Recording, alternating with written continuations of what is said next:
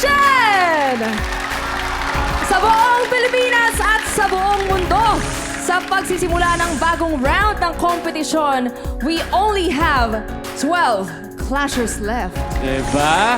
At simula sa round na ito, sisimulan natin ang isang bagay na first time magaganap sa history ng The Clash. Tama ka dyan, Ray. And for the first time, magkakaroon ng pagkakataon ang Clash Nation na bumoto para sa kanilang paboritong Teen Clashers. And starting today, you can go to gmanetwork.com or simply scan the QR code na makikita ninyo sa inyong screen to vote for your favorite Teen Clashers. At hindi lang yan, i-congratulate din natin ang ating mga Teen Clashers dahil today, nilaunch na rin ang digital album ng The Clash Teens under GMA Playlist, which means ang bawat isa sa kanila ay may kanya-kanyang kanta or single. Grabe Wow! naman! Galing! Kaya naman pwede nyo nang i-stream ang single ng inyong pambatong Clasher sa mga streaming platforms para suportahan sila. Yes, syempre dito natin malalaman, Jules, kung sino sa mga Teen Clashers ang sinusuportahan talaga ng ating Clash Nako, Nation. tama ka dyan, Ray. At eto na nga, makinig kayo ng mabuti, Clashers and Clash Nation.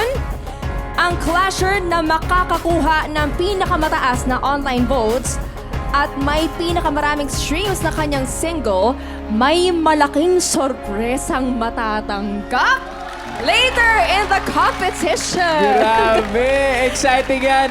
Pero alam mo ba, exciting din ang mga kaganapan sa labas ng Clash Arena dahil balita ko, Jules, nagkanakawan daw ng members. Totoo ba? Oo! Wow! Grabe! Ito nga! Panoorin natin to!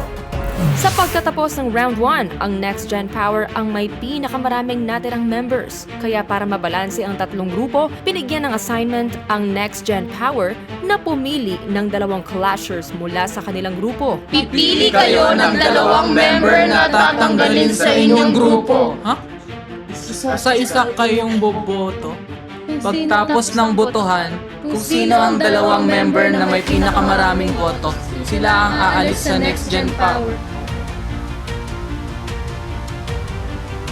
Totoo po.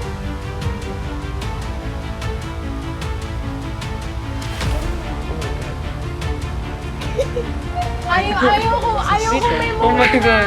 Ayoko may mawala. Hindi alam ng Next Gen Power na mula sa dalawang clashers na binoto nila, Based sa botohan, napili ng Next Gen Power na umalis ay sina Bian at Donel. Oh my God. dito mamimili ang Soundwave Squad ng aagawing miyembro. Just expect the unexpected talaga dito sa Hello, The Clash, guys. mas lalo na sa next round. Hello guys, Uy! Bakit may dayo? mayroong envelope for Louis. Soundwave Squad. Mula sa kanilang dalawa, pumili kayo ng isa na magiging miyembro ng inyong grupo. What? Ang hindi niyo mapipili, ibabalik bilang kagrupo ng Next Gen Power. Sino sa dalawang pipili mo ngayon? I'm sad for the Next Gen Power. Kasi that should have been like the hardest decision that they have made. Kasi kung sa amin binigay yun, iiyak Para talaga kami. Kasi Para bang yung dati namin kakampi magiging kalaban na namin next round. Talagang it's very... Oo nga. Pero nagulat ako na they voted out Bien. actually. Ang napili ng Soundwave Squad ay si Kuya Bien. Ang hindi napili ng Soundwave Squad ay mananatiling member ng Next Gen Power. Matapos ang agawa ng miyembro, ngayon ay may tig-apat na clashers na ang Blazing Gen Z, Next Gen Power at Soundwave Squad.